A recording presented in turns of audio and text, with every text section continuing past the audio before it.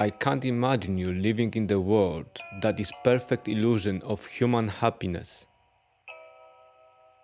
I can't imagine smile on your face when they will be creating and fulfilled your dreams. I can't imagine you dancing to the music that they will play you.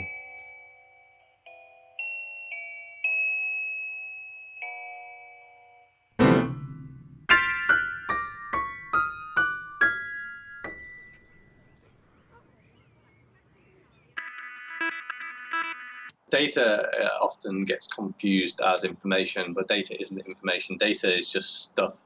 It's symbols. In some respects, it's the fabric of our universe. It comes from the Latin word datum, which means given things. We are a nonprofit organization, and we are a team of scientists, mostly statisticians and computer scientists. And we essentially contribute quantitative analysis to strengthen human rights advocacy efforts. But big data is being used as a term for very high volume of data. So we're speaking of gigabytes and terabytes and petabytes at very high velocity, which means that you record data at very high speed and the data comes in very quickly. For example, you can see who's visiting a website, or you can see who's traveling past a certain intersection. So it's a very high speed of data, and also a broad variety of data. So it may be camera pictures, but you may also pick up the sound. You may also pick up data. You may pick up license plates. So it's a broad range of data. That can be audio, video, but also other things. So data is just this messy stuff that exists in the world. It was at school, at high school. I always knew that my future will be connected somehow with computers. Big data really is just the idea of taking lots and lots of data, distributing it to lots of computers to have it processed and then bring back the results. And so there is some people who believe that big data will change science, because science was about formulating hypotheses and then finding data to validate this. And some people believe, I'm not sure whether it's completely correct, that with big data you can actually let the data speak for itself and find the hypothesis from the data itself.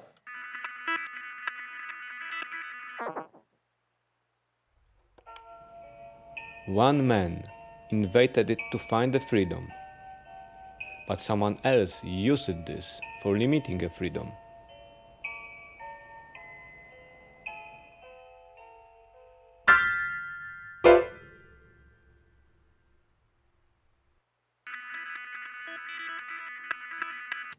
The whole internet was different because we've been using the internet in a different way.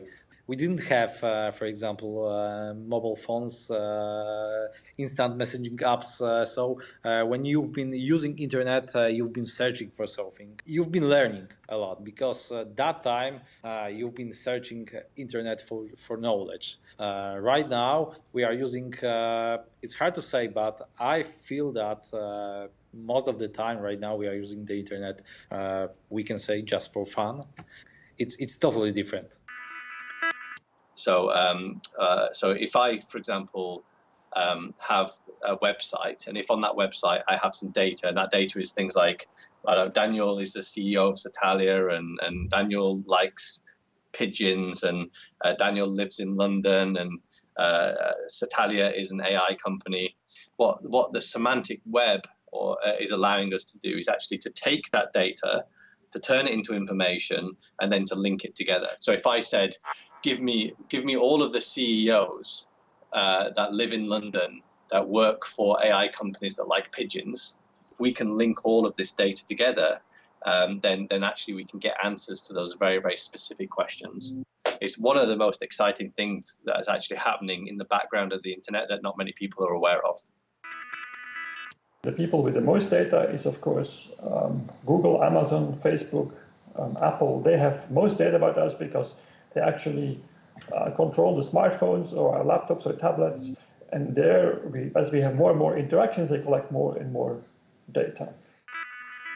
In my case, so in Fulio, with crowdsourcing, we are just getting information about prices with petrol stations, also about some services at petrol stations.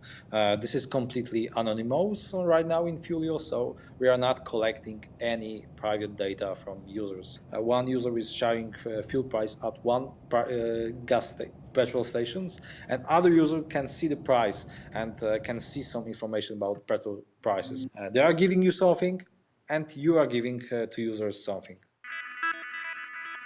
A lot of the projects that we worked on were focused on international conflict. So we would partner with truth commissions, with branches of the United Nations, with other local non-governmental organizations, often starting with a very basic question of how many people were killed or were missing following a conflict. And then from there, based on the particular transitional justice mechanism, we would ask other comparative questions, other questions about patterns.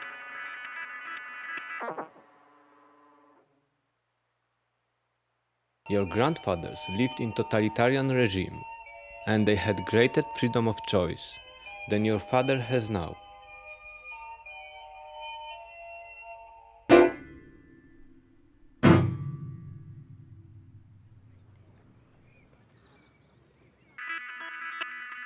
Privacy is a very old concept. I mean, if you go back, and I'm not a lawyer, but of course in Roman times, there was already the protection of the house, that the government could not just walk into your house. But in more modern times, I think privacy protection came at the attention when the press and photography became important. And of course, the boom of technology we've seen in the last decades has eroded privacy much more, because now much more information can be captured, can be communicated, can be stored, and now also analyzed. We don't have your logs, mileage logs, cost logs. We don't know when you are just doing the fill up, who you are, because this kind of data is anonymous. There's no need to log in, for example, in my app. So this is completely anonymous, and it was quite important for me to do this this way.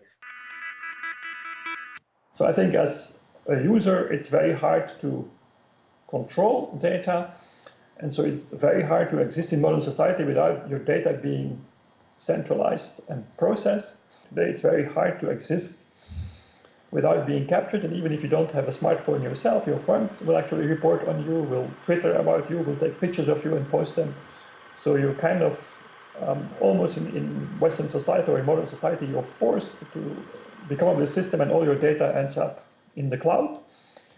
And I think in particular, the automated processing is a big threat. I mean, again, 10 years ago, we couldn't recognize faces. It was seen as a hard problem. Today, this is clearly a solved problem.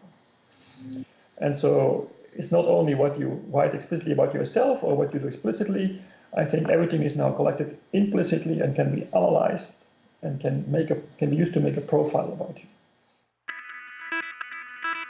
Humans are good at finding patterns in kind of three-dimensional spaces and four-dimensional spaces, but computers are good at finding patterns, i.e. profiling people or clustering people based on multiple data points. And absolutely, there are tools out there that apparently can know you better than your partner based on the number of likes that you're putting on Facebook.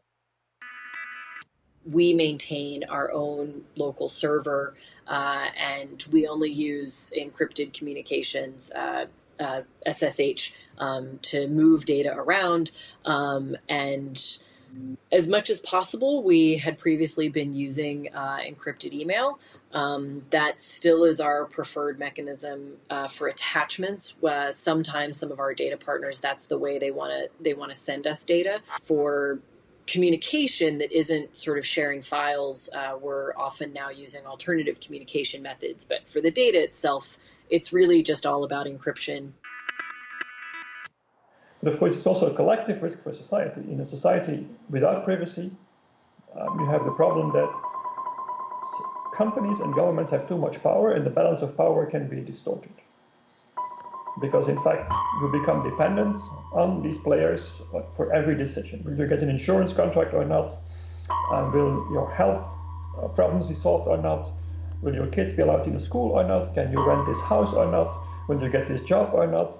These are decisions taken by powerful entities, and those entities have way more information than they had ever before, and they're also in a much better position to abuse this power.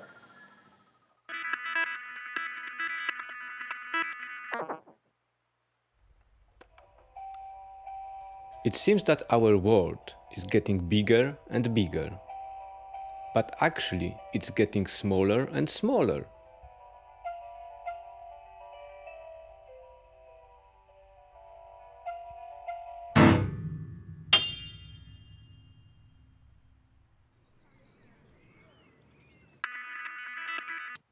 You are spending maybe too much time on smartphones, but just think about it. You are doing with one device almost everything right now. I am paying for parking. I am just not mentioning internet or just instant messaging, because you can simply send picture, record video, take a photo. This is basic, but just think about other use cases, especially in the city when you are living. Just paying with your phone for some services, just using your phone. No need to type anything. You can just close your phone to some device. Just think about it. It makes your life easier. So if you meet with spooks, when people from Secret Service, in the 80s, if you go to a meeting room, they would have a phone, an old, plain old telephone, and they would have a sign next to it say, please unplug the phone before you actually start your meeting. So if you meet spooks, or you met spooks in the 90s and 2000s, they would actually take their mobile phone and they would take out the battery and put both next to each other on the table, because they know that even if it's switched off, it is still a remote microphone. So then, of course, in 2000 and so much, the iPhone came where you couldn't remove the battery anymore. So now the spooks have safes outside the meeting room where you're supposed to put your phone there, but you cannot take any phone into a meeting room. Yeah, I mean, and I find that with Facebook, and like I said, also with Google, I mean, really every time, especially on my phone, that Google says like, "Hey, can we turn on your location identifier?" And I'm like, "No, stop asking." Basically, the compromise position that I've reached for me personally and my personal data is in managing my privacy settings and in managing, especially with Facebook, I don't link Facebook to anything else. So the 1,000,001 other apps that say, hey, sign in using Facebook, I never do that. For me, that's a way of sort of mitigating some of that. But I'm also pretty pragmatic that they're going to do a lot of, there's going to be a lot of data leakage, and there's going to be a lot of data sharing that I don't know about and that hasn't occurred to me. And that's a cost that or a risk that I'm consciously taking on by choosing to stay on Facebook.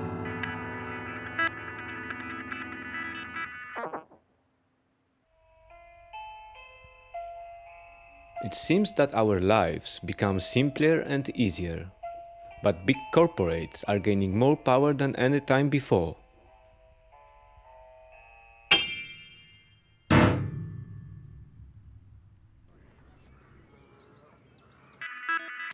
It's a device you can just use with your voice. It's a device without screen. So actually, it's a device always connected, for example, to the internet. You can put it in your room, in your bathroom. One is the security and the privacy of the data itself.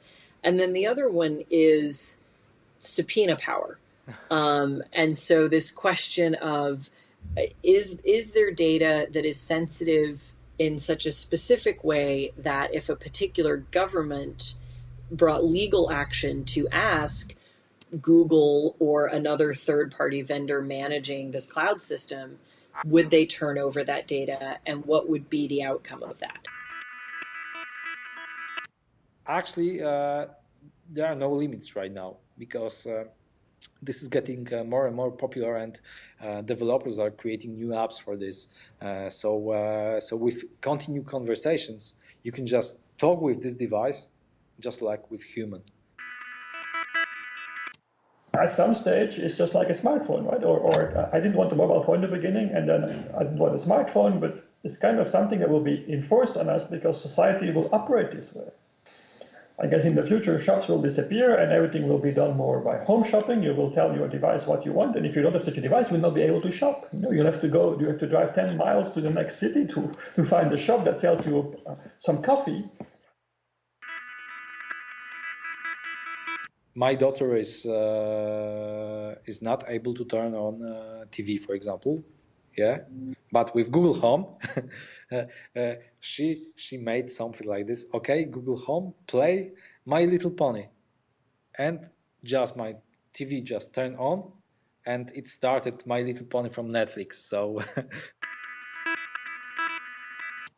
I mean, I don't want these devices because I think if you have one, you authorize Google or Amazon formally to listen to everything. Why, in fact, but the point I want to make is if you have a smartphone, the same functionality exists. It's unclear whether you give authorization or not, right? And it's unclear whether Google uses it anyway.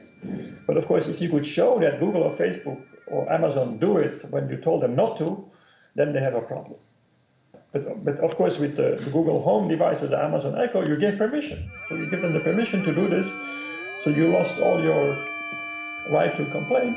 And I don't know whether you saw the incident, I think last month, some of the Amazon Echo device, or I think it was Amazon device, recorded a conversation and emailed it to somebody else, a random person in the address book. Right? This is of course a bug, this is not a feature, but it just shows you what can be done and what you expose yourself to, right?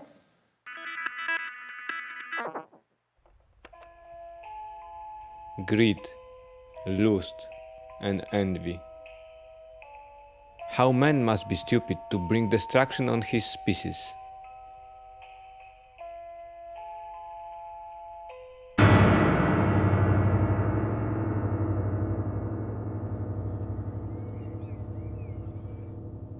Lots of misunderstanding about what AI is and AI isn't. In fact, there are two definitions that I hear.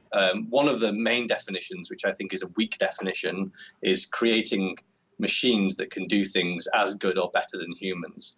And actually, we can build any algorithm. A calculator can do things better than humans. Humans can't boil water, so we rely on a kettle. a few years ago, they switched and they told to the world that there are no more search company. They are AI company. The best definition of intelligence that I've ever found is goal-directed adaptive behavior. Goal-directed in the sense you're trying to achieve an objective. Behavior is how quickly can you move towards that objective, but the key word in that definition is adaptive. And I would argue that if an artificial system is not adapting itself, it's not making a decision, learning from the mistakes it makes, then I would argue that it's not AI.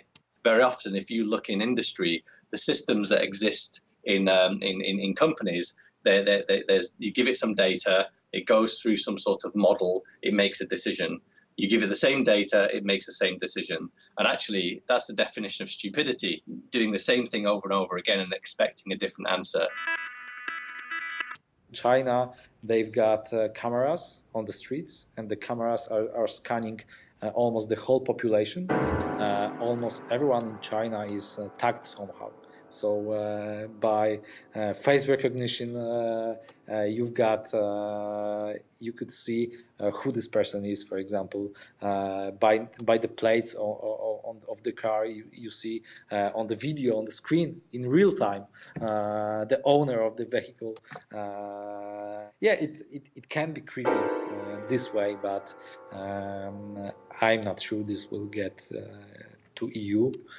I hope not, and I hope that we'll use AI to do much better things.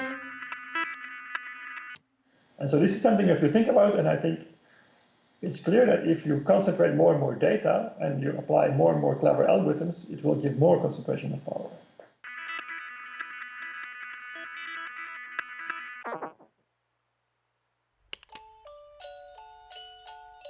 I don't want to see you, choosing between being happy and accepted by society, but unaware of manipulation of your existence, or being consciously considered as a freak, but not undergoing up this illusion.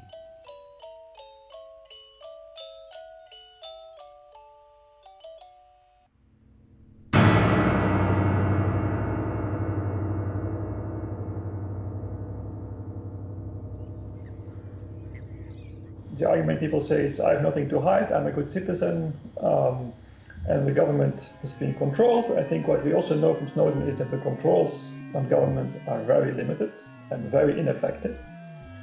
And the people who have to do the checks are technology not advanced at all. They're very senior people who know nothing about technology. And I think we should not underestimate the risk of abuse at societal level of power. I mean, power has always been abused. That I think everybody can agree to. There is never somebody or a system that will become more powerful that hasn't started abusing it in whatever way. And so I think it's a responsibility of all of us to control the power of government to more, at least more transparency. Lots of different state actors have been collecting all kinds of sources of information. I mean, being in the US, I'm just thinking about the civil rights movement and the period of time in the 60s when the government absolutely got people to sort of join and infiltrate various movements that they were, I hesitate to say worried about, various movements that the government was interested in knowing more about. And I think they still do things like that. And so I think that they can certainly use social media data that way. But I also think that they can just show up to public meetings and do that sort of listening in person. So I think that it is a real concern, but I don't think it's unique to social media. I think if we don't do something about this, we will end up with a government that is too powerful. And I think the first time it came to the broader attention, the impact was when Putin started manipulating elections, right? Of course, that's really bad. But on the other hand, what about our own parties manipulating elections? Right? To what extent, when it becomes advertising for your party and when it becomes manipulating citizens or abusing citizens? And I think also, if you see now, we see more populists rising to power. If you see, with all the data government has, how it could be abused, I think it's actually very scary. It's often regarded as the last invention that we ever create. It will understand physics and the universe better and faster than us. It will be able to rebuild its own brain in new ways that we can't even imagine. And most academic scholars predict that that's going to happen around the middle of our century. So in the next 30, 40, 50 years, we will build a brain that is smarter than us in every single possible way. And it's called the singularity because it comes from the physics of the edge of a black hole, which is a point in time that we can't see beyond. We don't know what's going to happen if we build an AI that's smarter than us in all possible ways. It's hard to say really if this is the future. Maybe it will be,